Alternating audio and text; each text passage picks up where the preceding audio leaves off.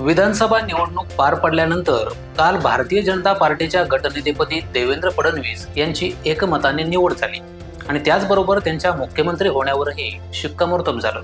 खरं तर गेल्या अनेक दिवसांपासून शपथविधी कधी पार पडणार, महाराष्ट्राचा पुढचा मुख्यमंत्री कोण होणार असे प्रश्न सातत्याने विचारले जात होते। मात्र अखेर तो दिवस आलाच। ज्या देवेंद्र फडणवीसांना विरोधकांनी जातीवरून हिणवलं, त्यांच्या मी पुन्हा येईन या वाक्याची विरोधकांनी टिंगल उडवली, तेच फडणवीस अखेर पुन्हा आले आहेत। मात्र जे नेते देवेंद्र फडणवीस मुख्यमंत्री होऊ नयेत म्हणून देव पाण्यात घालून बसले होते, त्यांची मात्र आता पंचायत झाली नसेल तरच नवल। पण दरम्यानच्या काळात बॅकफुटवर गेलेल्या देवेंद्र फडणवीस यांनी पुन्हा कमबॅक कसं केलं, आपण पुन्हा येऊ हा शब्द कसा खरा करून दाखवला, त्यांची हीच कमबॅक स्टोरी आपण या व्हिडिओमधून जाणून घेणार आहोत। नमस्कार, मी गजानन पौळ आणि तुम्ही पाहताय वृत्तम मराठी।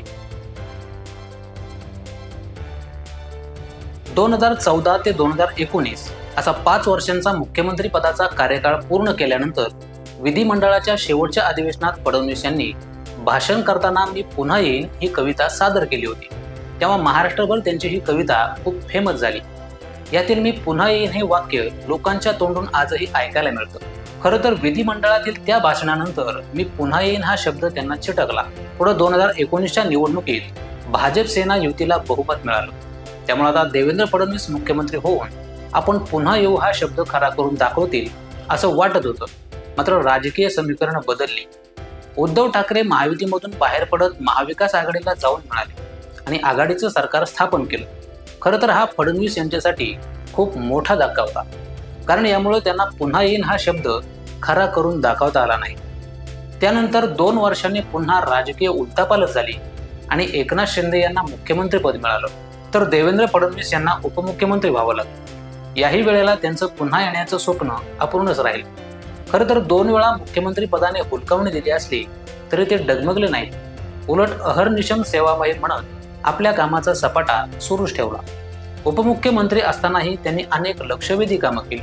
शिवाय एकनाथ शिंदे यांच्या साथीनं विविध प्रकारच्या विकास कामांना मंजुरी दिली। यंदाच्या विधानसभा निवडणुकीत देखील ते पूर्ण ताकदीने उतरलेले पाहायला मिळाले। या निवडणुकीच्या प्रचारादरम्यान संपूर्ण महाराष्ट्र पिंजून काढत ते तळागाळातील लोकांपर्यंत पोहोचले, लोकांची सुखदुःख समस्या जाणून घेतल्या।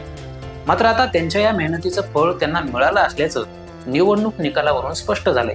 अखेर शपथविधीच्या निमित्ताने फडणवीस यांनी दिलेलं मी पुन्हा येईन हे आश्वासन पूर्ण केलं आहे।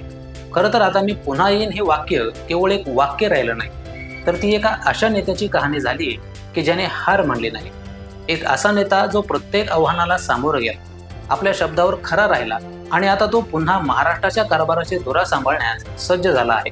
एकूणच देवेंद्र फडणवीस यांचा महाराष्ट्राच्या मुख्यमंत्री पदापर्यंतचा प्रवास पाहता त्यांचा संयम आणि जिद्द नक्कीच वाखाणण्याजोगी आहे। हे राजकीय पुनरागमन त्यांची चिकाटी आणि धोरणात्मक कुशाग्र बुद्धिमत्ता दोन्ही प्रतिबिंबित करतं।